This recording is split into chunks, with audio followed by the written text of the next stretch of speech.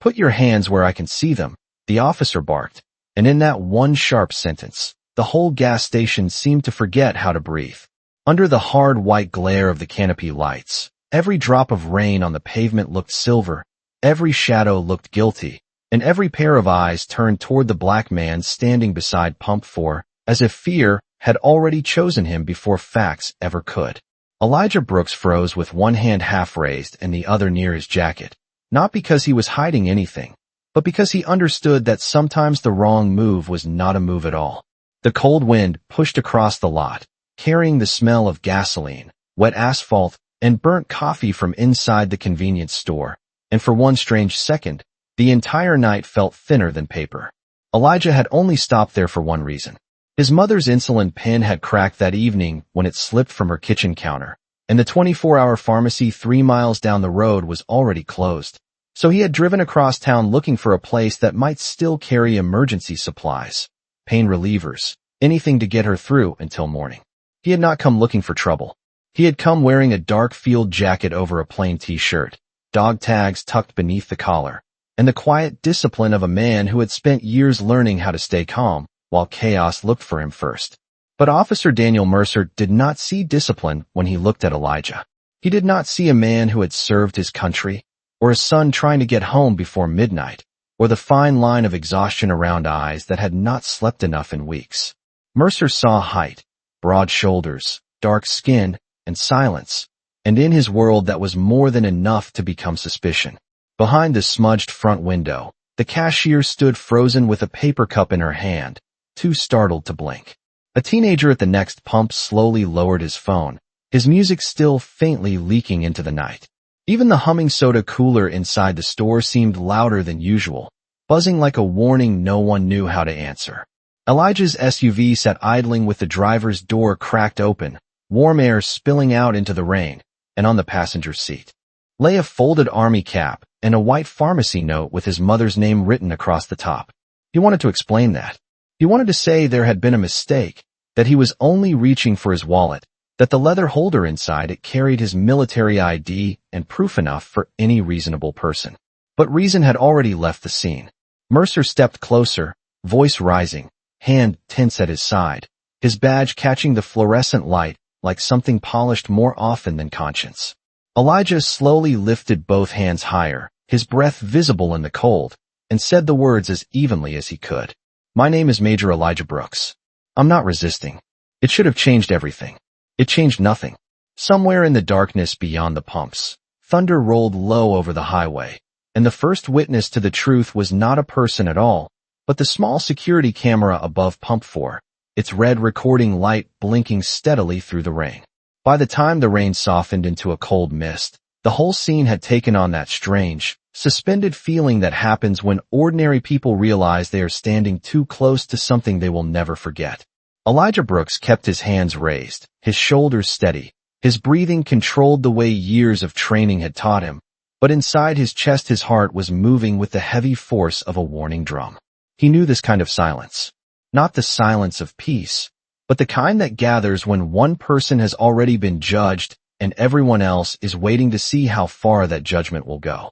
Officer Daniel Mercer stood 3 steps away with the rigid confidence of a man who had never had to question the power attached to his uniform.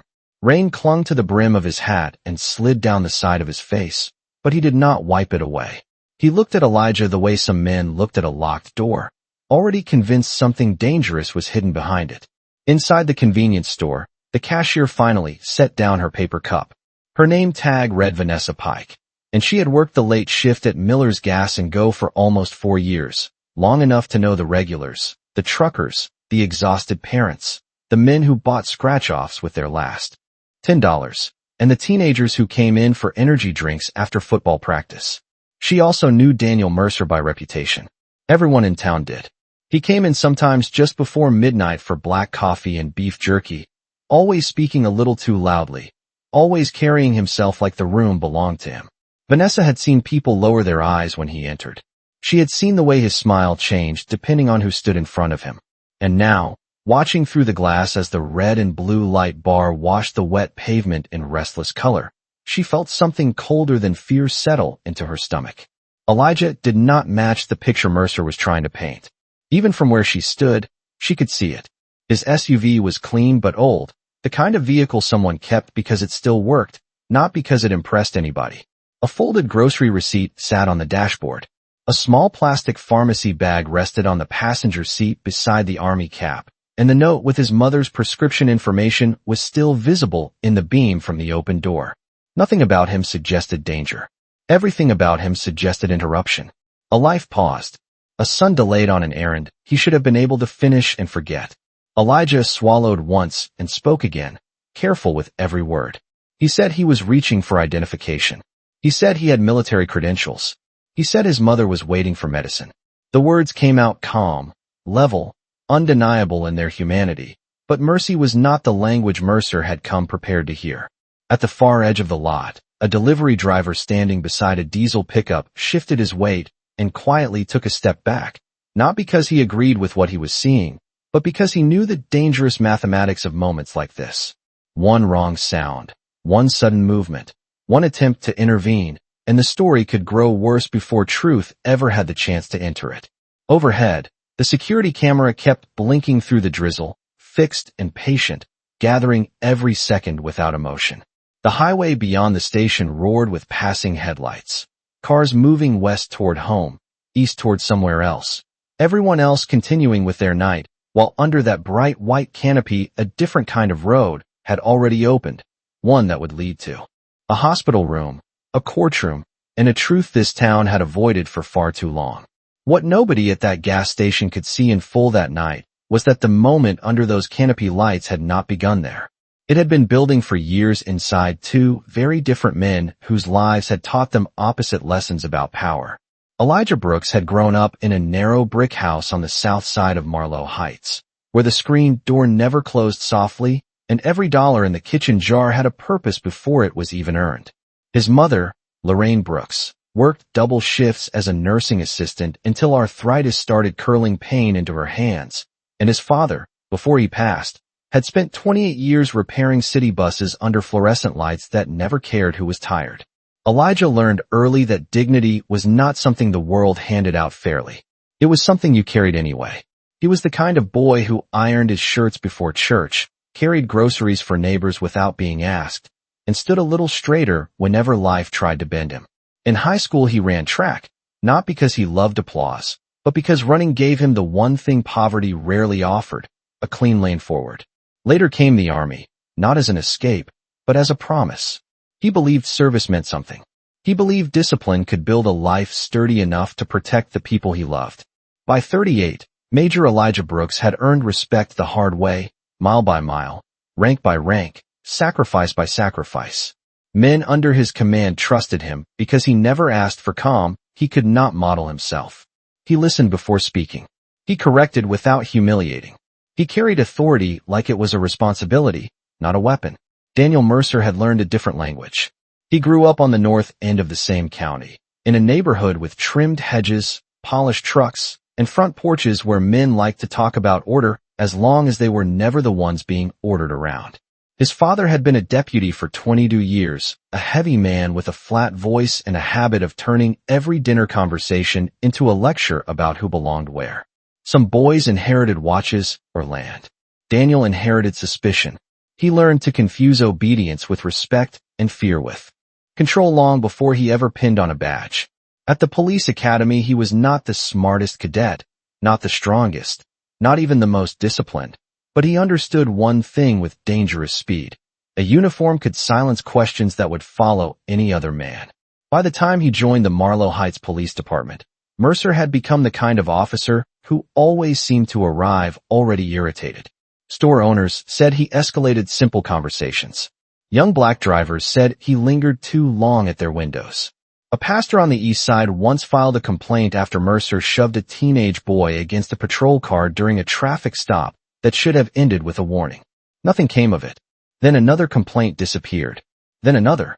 The paper trail stayed thin because power protects itself best when it calls every pattern an exception. Mercer understood that system well. He knew how to file reports that made his instincts sound like protocol. He knew how to lower his voice around supervisors and raise it around people with less protection than he had. Most of all, he knew that in a town like Marlow Heights, many people would rather defend the comfort of a familiar badge than confront the truth about the man wearing it. So when he stood in that gas station lot looking at Elijah Brooks, he was not seeing a stranger for the first time. He was seeing the same lie he had been rehearsing for years, that a black man with presence was somehow a problem waiting to happen. And Elijah, standing there in the rain with patience he had earned through service and sorrow, had no way of knowing that the officer in front of him was not just reacting to a moment. He was acting out a belief he had been allowed to keep for far too long. The rain had almost stopped by then, leaving only a fine mist drifting under the gas station lights and settling over the hood of Elijah Brooks's SUV like a veil the night was too tired to hold. Officer Daniel Mercer took another step forward, his boots dark with water, his jaw locked so tightly it made the muscles in his face look carved from stone. Around them, the air felt charged, not with motion, but with the threat of it, as though every person in that lot understood that truth was no longer the strongest force in control. Elijah kept his hands where Mercer had demanded, fingers spread, shoulders squared, his breath measured and slow. The cold had begun to work its way through his jacket, but he did not lower his arms. He did not argue.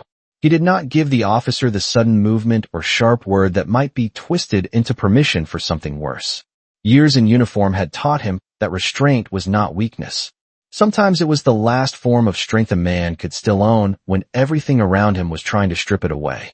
His voice, when he spoke again, was calm enough to make the silence feel even sharper. He said his wallet was in his right pocket. He said his army identification was inside. He said he could move slowly if instructed. The words were plain, respectful, almost painfully careful, and for one brief second Vanessa Pike, still standing inside the store with both hands pressed against the counter, thought Mercer might finally hear how reasonable the man sounded. But reason had already become an inconvenience. Mercer glanced toward the open SUV and saw the folded army cap on the passenger seat, the pharmacy bag, the note with Lorraine Brooks's name. He saw evidence that should have softened the night. Instead, it seemed to harden him. It was as if the sight of Elijah belonging somewhere honorable offended the story Mercer had already chosen to believe. Outside, the teenage boy at the next pump stood frozen beside his sedan, keys still in his hand, his music now silent. The delivery driver near the diesel truck looked toward the road, and then back again, caught between the instinct to leave and the burden of witnessing. No one moved. No one wanted to become part of the scene, and yet each of them already was. Elijah slowly turned his head just enough to let Mercer know he was listening, then lowered his gaze to the concrete for half a second, gathering himself. In his mind, uninvited but vivid, came the image of his mother sitting at her kitchen table beneath the yellow light above the stove, waiting for him to come back with what she needed. He could almost see her rubbing one aching hand with the other, pretending not to worry, glancing at the clock, telling herself he was only delayed by traffic or rain. That image steadied him more than training ever could. He lifted his eyes again and said, almost gently, "Officer, I am trying to cooperate." There was no challenge in the sentence, no pride, no edge. Just a simple truth offered into a moment that did not deserve it. Somewhere in the distance a siren wailed and faded. Overhead, the red recording light of the security camera blinked with mechanical patience, taking in the angle of Mercer's stance, the stillness in Elijah's hands, the open car door, the medicine bag, the witnesses, the rain-dark pavement, and the small details human memory might later lose. What happened next would not belong to Mercer alone anymore. The night had already begun collecting proof. Then the moment everyone had been dreading arrived, not as chaos, but as a terrible stillness that seemed to press down on the entire gas station at once. One command was repeated, louder this time, sharper, less about control than domination, and Elijah Brooks understood with a clarity that felt almost cold that nothing he said was reaching the man in front of him. Officer Daniel Mercer was no longer listening for facts. He was listening for fear, for hesitation, for anything he could turn into justification. Elijah kept his hands visible, exactly where they had been, but the night had already tipped into a place where obedience and danger were no longer opposites. Vanessa Pike felt her throat tighten, so hard she could barely swallow. Through the glass, she could see Elijah's face under the fluorescent lights, not defiant, not panicked, just deeply focused. The way people look when they realize survival has become a conversation with time itself. The teenage boy by the sedan took one trembling step backward and stopped.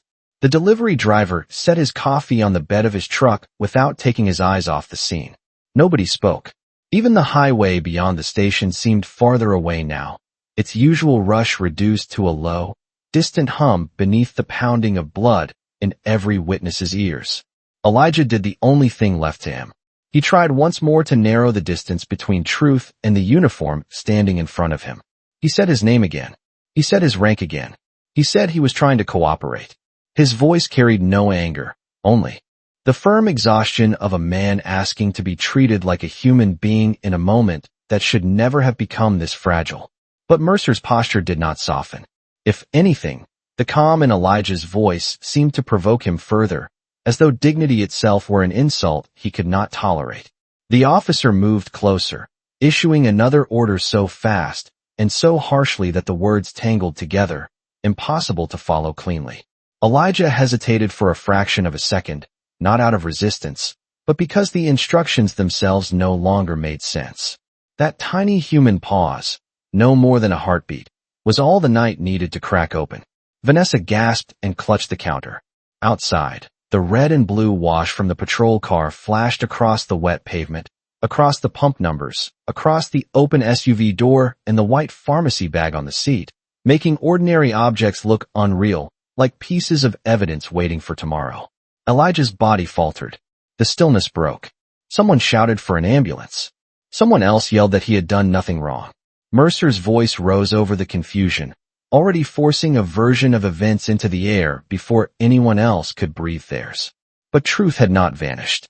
It was there in the angle of Elijah's empty hands. It was there in the terrified face of Vanessa behind the glass. It was there in the teenage witness who had seen every second from the next pump over.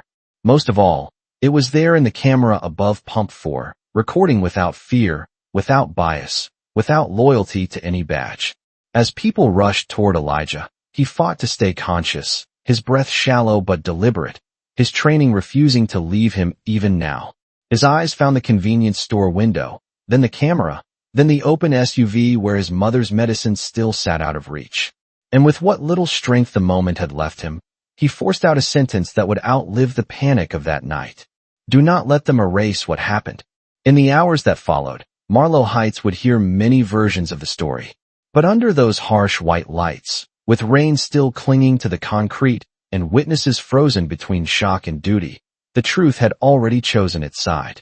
After the noise, after the shouting, after the scramble of footsteps across wet concrete, a strange quiet settled over Miller's gas and go like the night itself had stopped to witness what fear had done. The flashing lights still painted the pavement in restless color, but the energy had changed. What had been tension was now aftermath, and aftermath always carried a colder kind of truth. Elijah Brooks lay beneath the hard white glare of the canopy, fighting to stay anchored to the world through breath alone, each inhale shallow, each exhale measured with the discipline that had carried him through deserts, training fields, sleepless transport flights, and every private grief he had never spoken aloud. Rainwater gathered in the cracks of the pavement and reflected the lights above him in thin trembling strips, as if the ground itself could not hold still. Nearby, the open door of his SUV remained exactly where he had left it, warm cabin light glowing against the dark, the folded army cap on the passenger seat untouched, the white pharmacy bag still waiting beside the note, with his mother's name written across it in blue ink. That small bag looked almost unbearably ordinary now. It was not dramatic. It was not symbolic on purpose. It was simply proof that this night had started with love and been interrupted by suspicion. Inside the convenience store, Vanessa Pike stood with one hand over her mouth and the other gripping the edge of the counter so tightly her knuckles had gone pale. She had seen enough in her life to recognize the difference between confusion and injustice, and what sat in her chest now was not uncertainty. It was grief arriving early, before the full cost of the night had even been counted. The teenage boy at the next pump had stopped pretending to be brave. He looked no older than 16 under the colored flashes, his face drained, his keys still clutched in one hand like he had forgotten what they were for. The delivery driver, broad-shouldered and usually unshaken, had taken off his cap and lowered his eyes for one silent second, not in surrender, but in respect for a man whose dignity had remained intact even while the world around him failed him. Beyond the station, the highway kept moving, car after car rushing through darkness, headlights streaming past as if nothing had happened, and that was the cruelest part of moments like these. Somewhere, people were laughing. In diners, changing radio stations, pulling into driveways, carrying groceries into warm kitchens. Somewhere, ordinary life kept its promise to everybody except the people standing under those lights. Elijah heard voices around him, but they felt far away, blurred by distance and cold and the narrowing tunnel of his focus. Yet one image stayed clear. His mother at home, waiting. The kitchen clock. The soft yellow light above the stove. The way she always tried to sound stronger than she felt when pain crept into her voice. He thought of the years she had given up comfort so he could have discipline, opportunity, and hope. He thought of every time she had warned him that in America, being a good man and being a safe man were not always the same thing for someone who looked like him. That memory did not break him. It steadied him. Overhead, the security camera continued its patient blinking, preserving what panic could not distort. The rain had nearly stopped now, reduced to a thin silver mist drifting through the light, and in that suspended hush, the station no longer felt like a place people passed through for gas and coffee. It felt like a threshold. Something had ended there, but something else had begun as well. Not justice yet. Not healing. Just the first quiet moment in which truth, stripped of uniforms and excuses, began to gather its strength.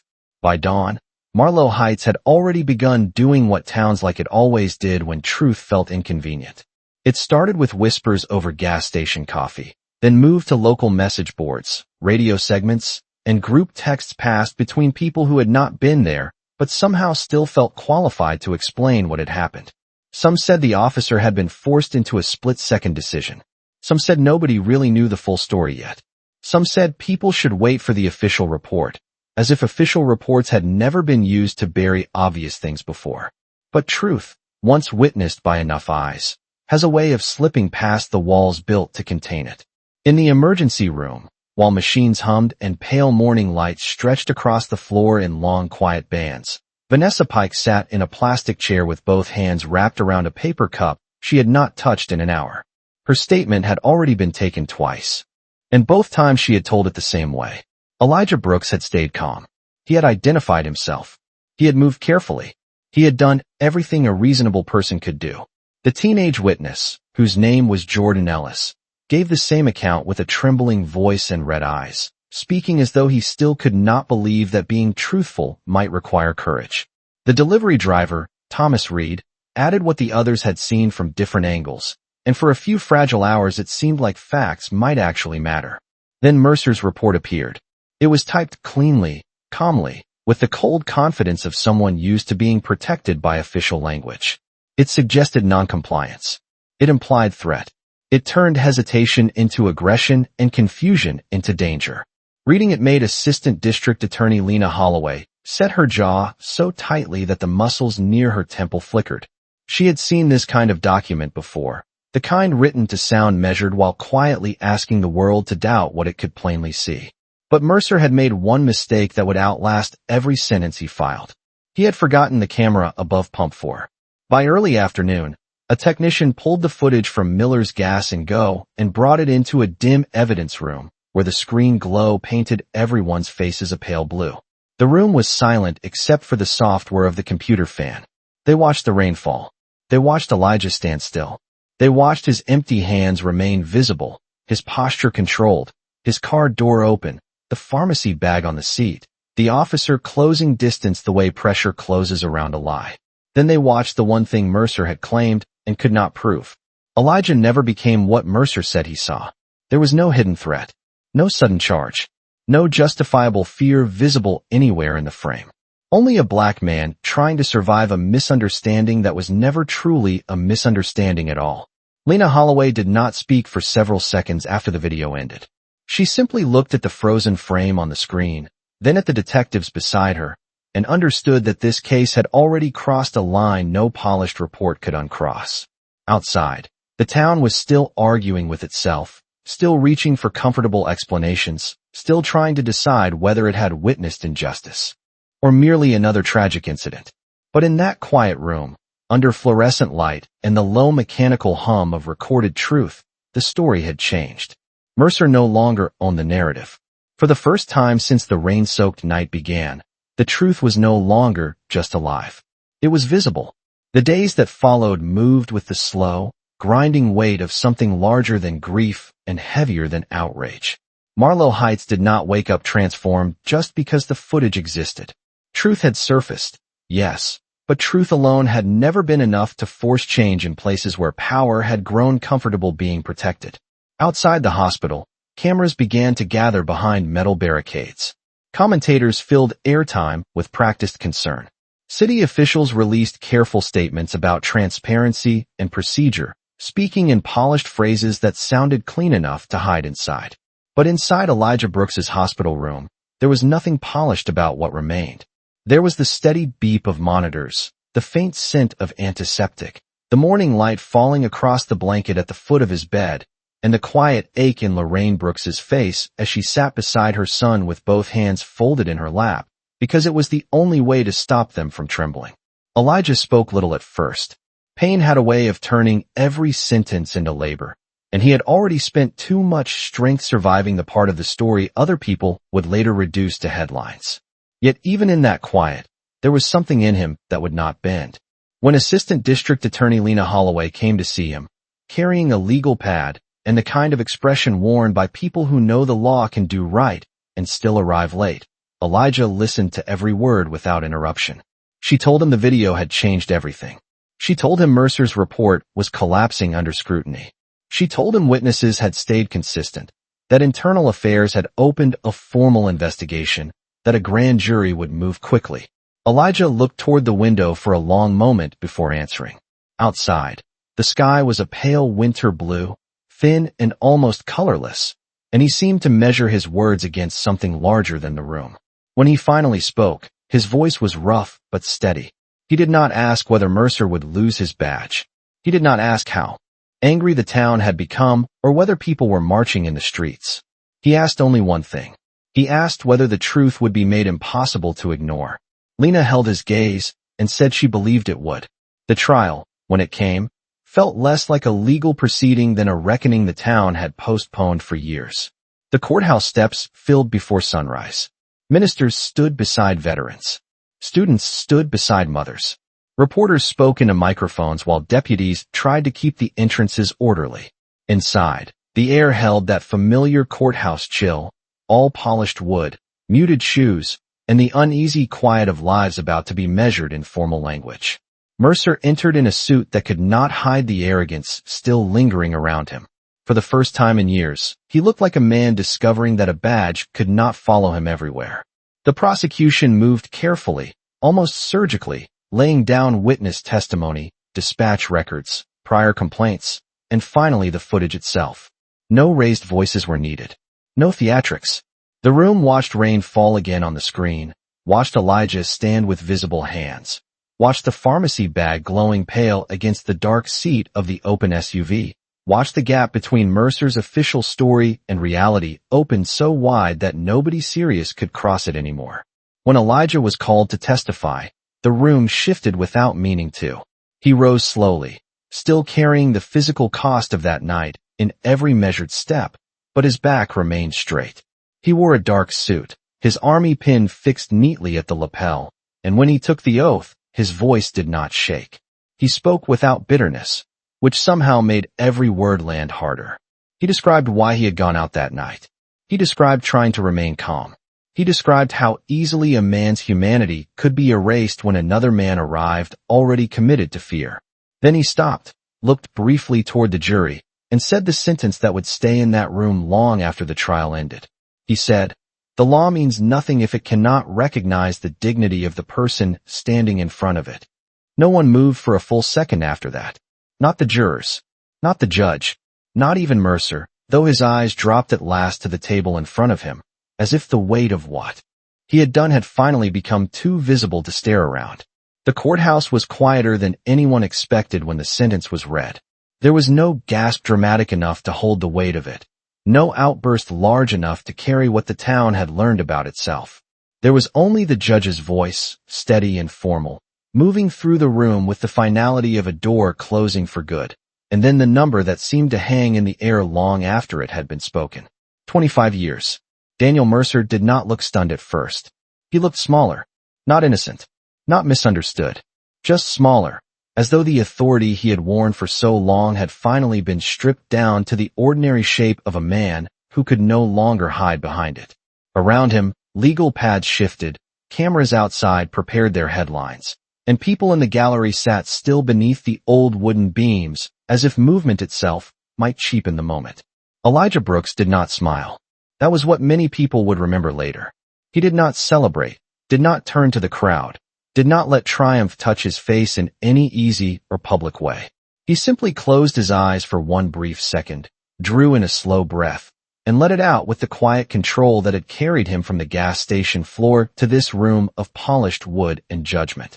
Beside him, Lorraine Brooks pressed a trembling hand over her mouth.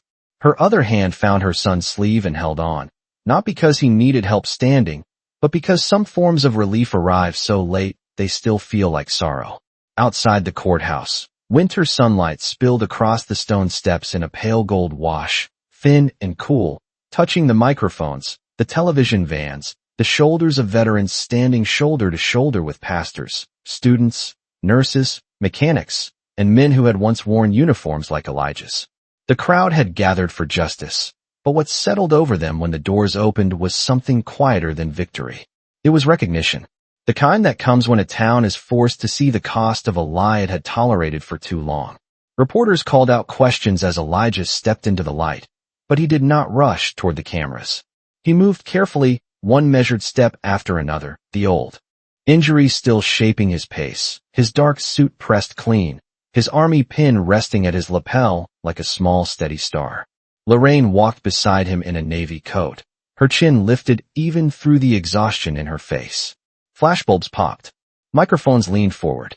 And still Elijah said nothing right away. He looked out over the crowd first. He saw Vanessa Pike near the barricade, tears bright in her eyes. He saw Jordan Ellis standing beside his mother, taller now somehow than he had looked on the night under those gas station lights. He saw Thomas Reed with his cap in both hands, head bowed for a moment in quiet respect. He saw strangers too, black and white, young and old, all waiting not just for a statement, but for permission to believe dignity had survived what hatred tried to do to it. When Elijah finally spoke, his voice was low, clear, and almost gentle. He said justice had been done, but justice was not the same as repair. He said no sentence could return the ordinary life that had been interrupted. He said the truth mattered because too many people were asked to prove their humanity before they were allowed to keep it. Then he paused, and in that pause the wind moved lightly through the flags above the courthouse, lifting the edge of Lorraine's scarf and carrying the city noise farther down the street.